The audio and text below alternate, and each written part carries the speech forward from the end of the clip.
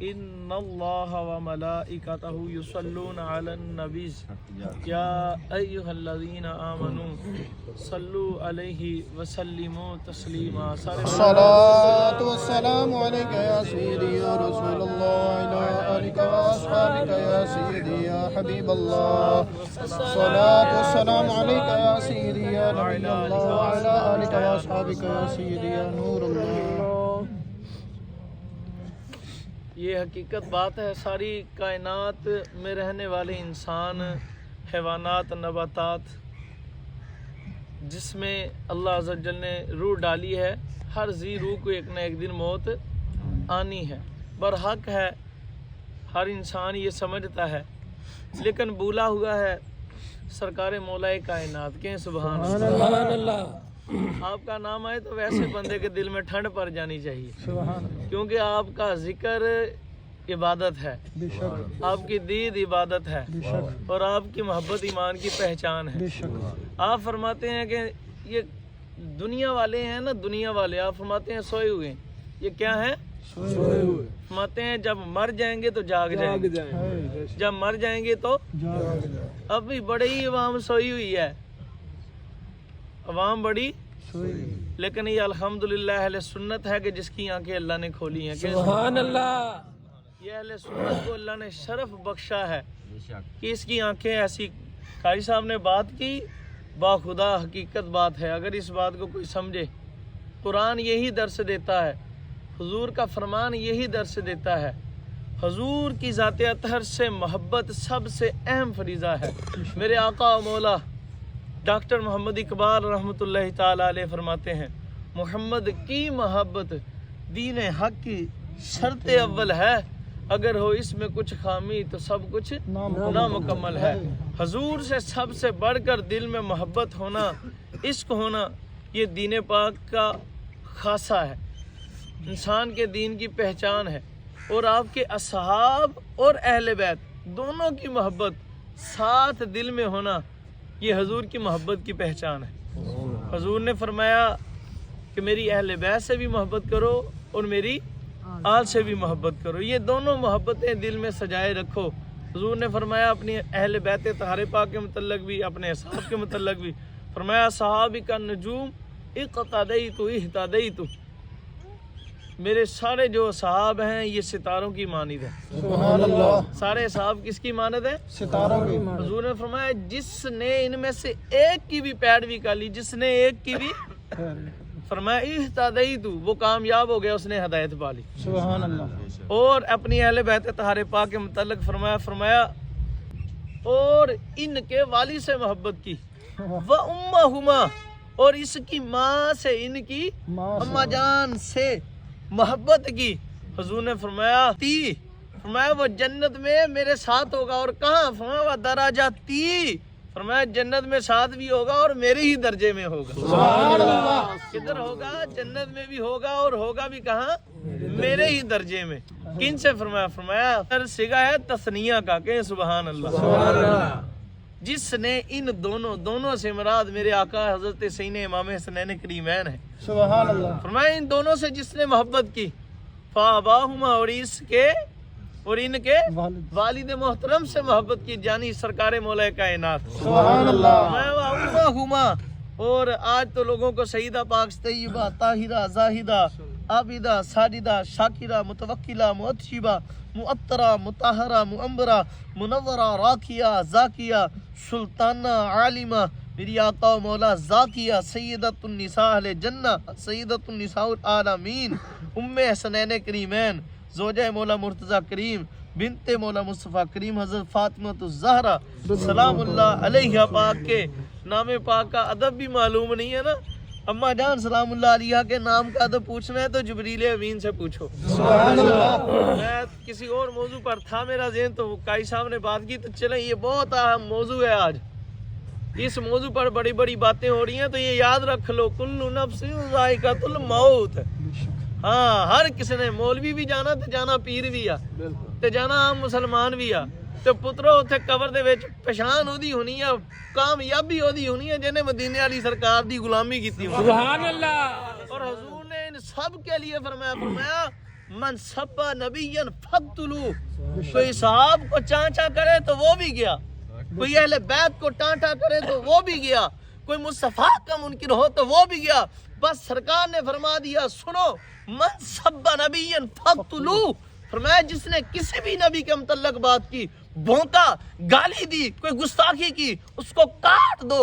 ومن سب صحابی، اور جس نے کسی اصحاب کو بھونکا، وہ فضربوا، اسے پکڑ کر رسی کوڑے لگائے جائے۔ اللہ سبحان اللہ۔ تو یاد رکھ لو خدا کی قسم، اگر کوئی آل پاک سے محبت کا دعویٰ کرے تو حضور کے کسی ایک صحابی کو بھونکے تو یہ یاد رکھ لو مسلمانوں، اس کی محبت کا دعویٰ جھوٹا ہے۔ بے شک بے شک۔ کونا سبحان اللہ۔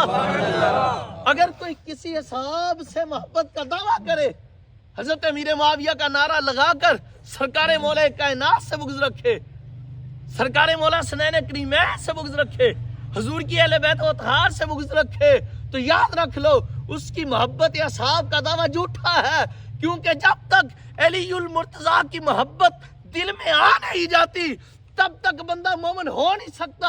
اور سرکار مولا کائنات نے فرمایا لوگوں سنو، جس کے دل میں مجھے علی کی محبت ہو اس کے دل میں ابو بکر کا بغض نہیں آ سکتا۔ سبحان اللہ۔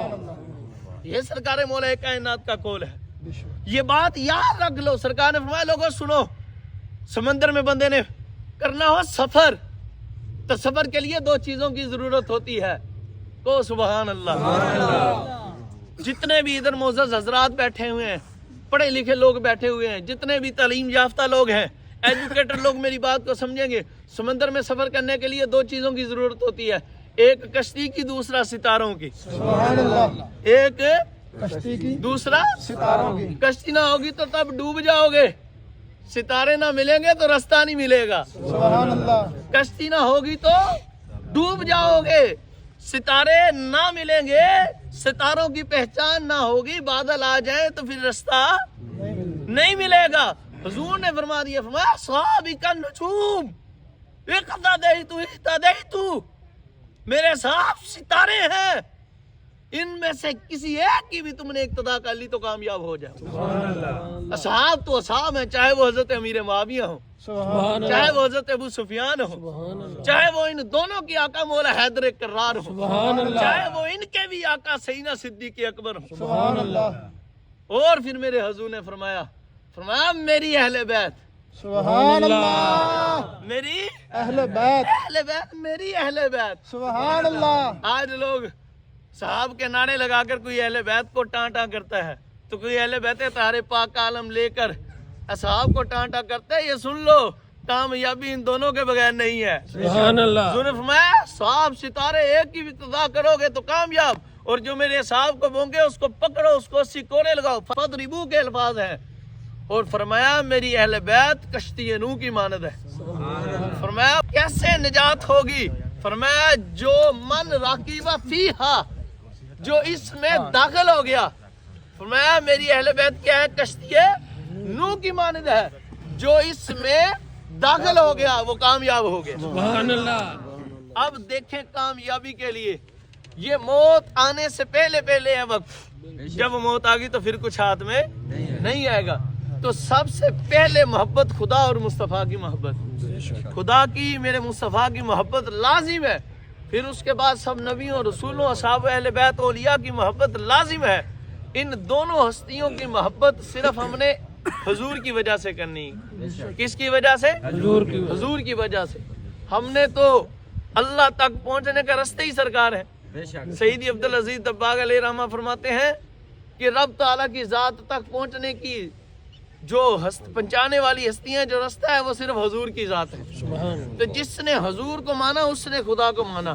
اللہ خود قرآن میں فرماتا ہے قل ان کنتم تحبون اللہ فاتبعونی یحببکم اللہ۔ میرے آقا حضور کو خود محبوب ان کو فرما دو، جب یہودیوں کو حضور نے اسلام کی دعوت دی تو انہوں نے کہا ہم نہیں قبول کریں گے، آپ پر ایمان نہیں لائیں گے، وہ تو اللہ کے بڑے پیارے، اللہ سے محبت کرتے، اللہ ان سے بری کرتا ہے۔ تو اللہ نے فرمایا محبوب آپ خود ان کو فرما دیں قل ان کنتم تحبون اللہ فاتبعونی یحببکم اللہ۔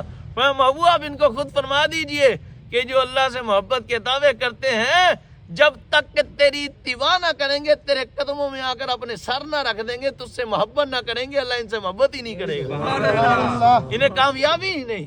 تو ہم نے خدا کو مانا تو مصطفیٰ کی وجہ سے۔ سیدنا شاہ عبد الشیخ محقق علالہ طلاق حضرت سیدنا شاہ عبد الحق محدث دہلوی علیہ رحمہ فرماتے ہیں ہم نے تو خدا کو بھی اس لیے مانا کہ میرے محمد کا خدا ہے، صاحب مدارج النبوہ۔ تو ہم نے مولا کائنات کی محبت کیوں کی؟ سرکار کی وجہ سے۔ ہم نے سیدنا صدیق اکبر کی محبت کیوں کی؟ سرکار کی وجہ سے۔ اصحاب کی محبت کس کی وجہ سے؟ سرکار کی وجہ سے۔ اہل بیت طاہر پاک کی محبت کس کی وجہ سے؟ سرکار کے۔ اور اب جب سرکار نے فرما دیا کہ میرے اصحاب سے بھی، میری اہل بیت سے بھی محبت کرو، تو سن لو، کوئی شخص ہے ساری زندگی عبادت کرتا رہے، ساری زندگی، مگر اس کے دل میں کسی ایک صحابی کا بغض ہے، اس کے دل میں کسی ایک صحابی کا، خواہ سیدنا صدیق اکبر ہوں، خواہ سیدنا مولا کائنات ہوں، خواہ حضرت سیدنا امیر معاویہ ہوں، خواہ سیدنا ابو سفیان ہوں، کسی بھی صحابی کا بغض کسی کے دل میں آ گیا، با خدا وہ شخص باصل جہنم ہوگا، کیونکہ حضور کے صحابہ ہیں۔ اور سنو، کوئی شخص ساری زندگی عبادت کرے، چاہے مقام ابراہیم حتیم کعبہ کے درمیان بیٹھ کے کرے، اس کے دل میں حضور کی اہل بیت طاہر پاک کا بغض آ گیا، چاہے خواہ ایک ہی فرد، میرے آقا و مولا سید و طیب و طاہر امامین الہمامین سعیدین شہیدین حضرت امام حسنین کریمین میں سے کسی شخصیت کا بغض آ گیا، چاہے وہ حضرت سینہ امام حسین کا مبغض ہو، چاہے وہ سینہ امام حسن کا مبغض ہو، فرمایا وہ داخلہ جنت نہیں ہوگا، داخلہ فی النار، وہ جہنم میں داخل ہو۔ تو یہ بات یاد رکھ لو، ان سب حضرات کی محبت ضروری ہے، اس محبت کو دل میں سجائے، جتنا درود و سلام پڑھ سکتے ہو پڑھو۔ میں آپ کو ایک روایت درود و سلام پر عرض کرنی چاہتا ہوں، دو جہاں میں کامیابی کے لیے آپ عقیدہ اہل سنت اپنائیں اور اس کے ساتھ نماز روزے کی، والدین کی خدمت کی پابندی کریں اور درود و سلام کو اپنا شیوا بنا لے۔